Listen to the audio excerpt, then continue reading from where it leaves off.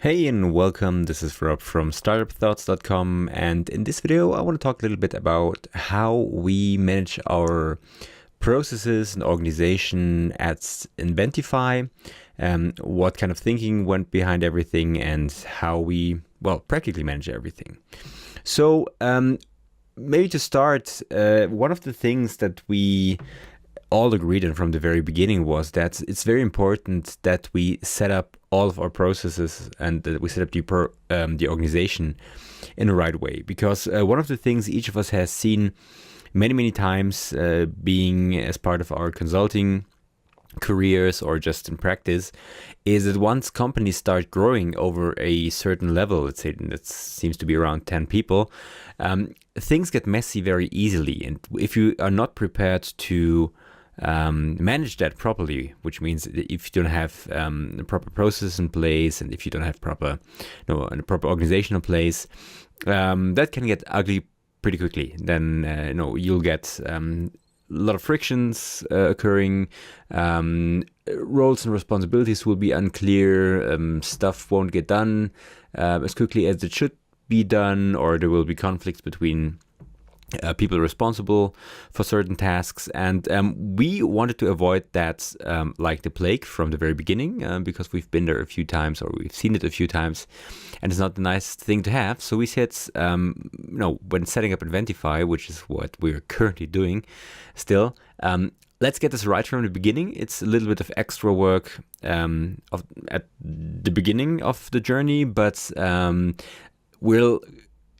it will pay off because we're going to set ourselves up for success, basically. So I want to quickly show you how that looks like in practice. So what I'm going to do is I'm going to log into Confluence, into the Inventify Confluence workspace. So Confluence, in case you don't know, that is a tool by a company called Atlassian, which is some sort of wiki tool on steroids, you might say. And we use it to document our processes, to document our organization, to document our FAQs, and so on and so on. So let me just quickly log into Confluence here, and let me show you how that looks like. So the first thing you're going to see here is that you're not seeing much really. This is the basic workspace. And this is where, when we're done doing everything, you will see different areas, different messages, news, your own work, activities, and so on and so on. But I just want to show you how we set up our intranet looks like. So we're now at the Inventify intranet, and as I said, this is still a work in progress. So the stuff you're going to see here is literally just a few days old, and we are constantly updating, improving that as we go along, setting up the company. But I think it might be interesting to see how it looks now, and then how it will look like when it's done.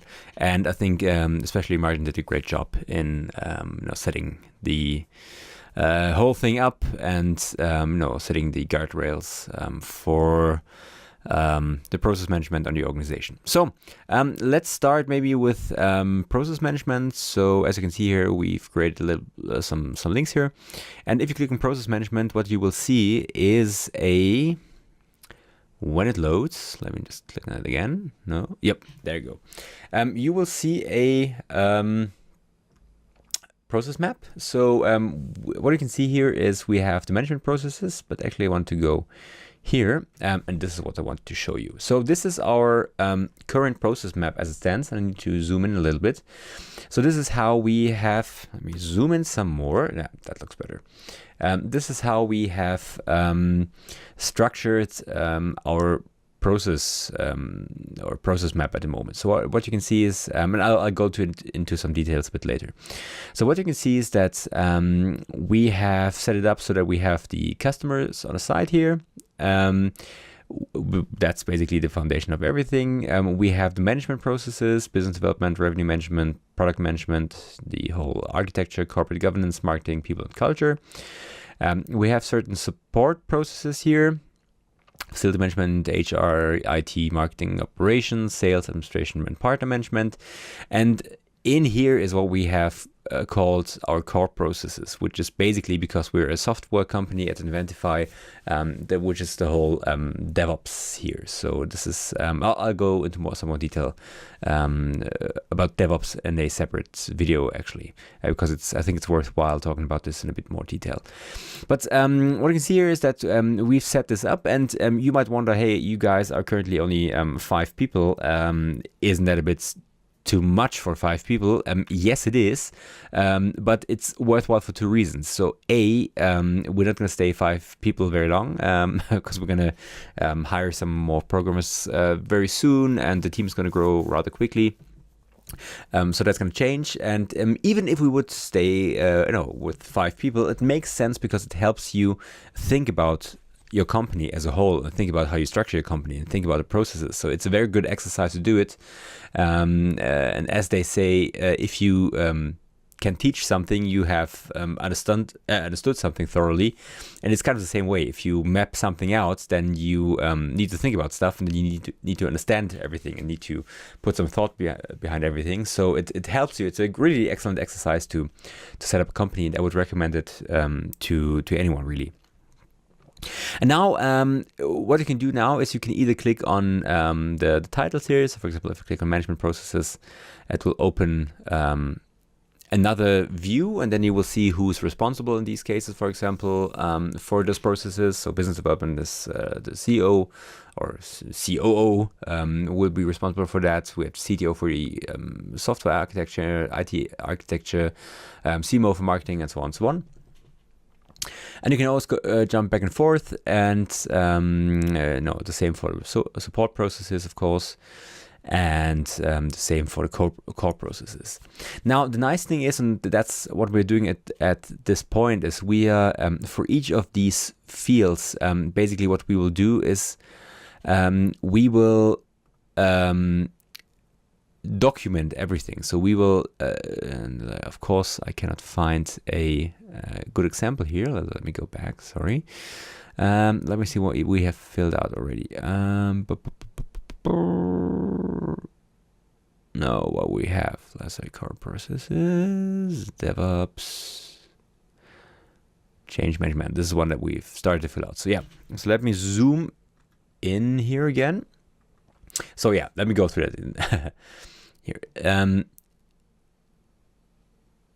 If we,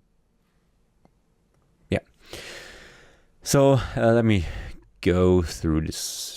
Okay, so for example, if we go to the core processes DevOps here that we have, and there we have a sub-process called change management.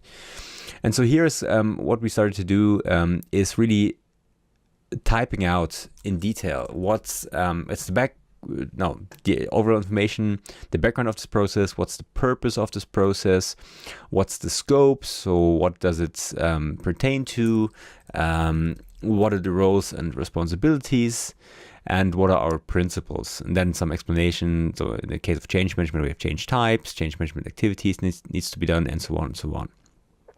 So why this is helpful is that because if you do this exercise with each of your processes, you really get a better understanding of who does what, and why do you do the things that you're going to do, and also, of course, how you do it. So whenever somebody new joins the company, you don't need to onboard them.